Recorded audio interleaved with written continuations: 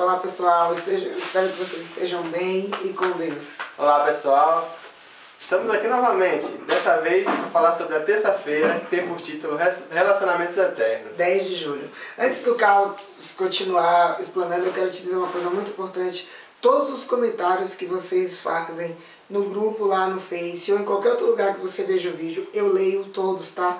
É de suma importância pra mim, porque o intuito disso é a gente fortalecer uns aos outros, viu? Eu também leio, pessoal. Se vocês comentaram é porque vocês assistiram o vídeo, então eu comento também, porque é isso aí. Eu também leio e agradeço, porque através desses comentários tem algumas observações que nós não abordamos nos vídeos e nós também acabamos aprendendo com isso também. Então continue comentando, ok? Pois é. Vamos lá, né? É de suma importância agora que você pegue a sua Bíblia e dê pausa no vídeo, pegue a sua Bíblia e abra em Atos 17, no versículo 16 a 34. É de suma importância. Faça isso agora. Leia a palavra de Deus para que você possa entender a mensagem dele para hoje. É isso aí, pessoal. Nesses textos que Diego apontou aí agora, vocês vão ver a questão da chegada de Paulo até Atenas. E quando ele chega até Atenas, ele dando uma volta para conhecer a cidade, para se adaptar ao lugar, para ficar mais familiarizado, ele observa que em cada esquina, praticamente, tinha um altar para um deus. Tinha vários deuses. Só que chegou um momento que ele viu um altar que tinha uma plaquinha com o título Altar ao Deus Desconhecido. Foi a partir desse momento que ele começou a usar esse altar para dizer às pessoas que ele estaria pregando sobre aquele Deus, estaria apresentando um novo Deus para eles. Ele justamente traz para as pessoas um pouco de filosofia, porque nós sabemos que ele estava na Grécia, em Atenas, a capital da filosofia. E ele apresenta para eles o seguinte: olha, esse Deus que vocês adoram, que é desconhecido, é o Deus que eu trago para vocês e que eu conheço, o Deus criador do céu, da terra, do mar, que fez o homem e que rege todo o universo. Por quê? A filosofia é a arte do pensamento. E a arte do pensamento está voltada para as perguntas. E aquelas pessoas ali, elas estavam muito mais acostumadas a perguntar de onde viemos, para onde vamos, as grandes questões filosóficas.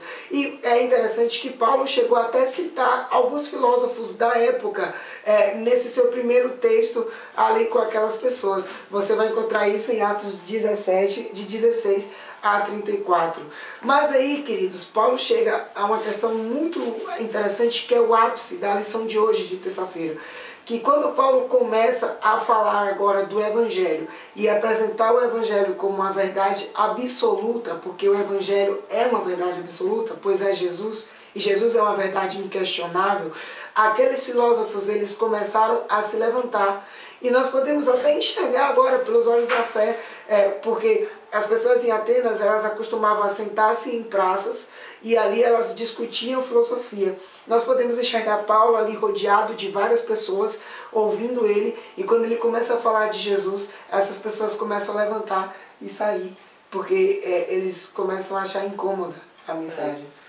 Podemos observar também que nos dias de hoje, como o Gibe falou, tipo, os filósofos, eles não estavam aceitando, até um determinado momento eles aceitaram, mas chegou um momento que eles não estavam aceitando e começaram a retirar-se. Ou seja, hoje nós também nos deparamos com algumas situações dessas na igreja.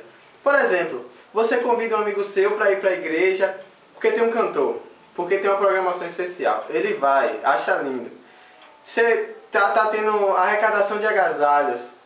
Muito interessante a arrecadação de agasalhos, tal, para ajudar o próximo, tal. Só que aí nós convidamos essas pessoas para ir, principalmente aquelas que necessitam desses agasalhos, elas vão. Questão de cestas básicas, as pessoas que necessitam vão.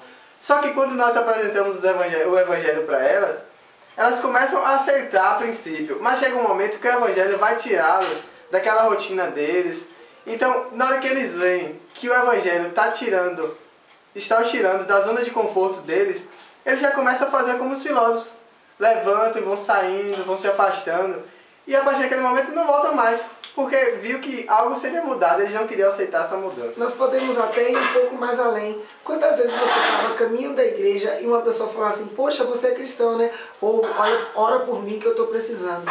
Mas na hora que você chama essa pessoa para apresentar a Bíblia para ela, ou até mesmo para convidar para ir na igreja, ele não vai, ele não quer ir. Ou seja, existem muitas pessoas que nós vamos pregar o Evangelho e que eles vão querer ouvir ou vão querer apenas o que lhes satisfaz, apenas o que lhes traz prazer e não, aparentemente, o que lhes traz lucro e não ter contato com Jesus que vai transformar a vida deles. É isso que acontece. Muitas pessoas, na verdade, elas querem as bênçãos de Deus, mas não querem servir a esse Deus, porque acham que isso é incômodo, que acham que isso é algo que eles não podem aceitar, ou seja, servir a um Deus. Só mais uma coisa muito importante.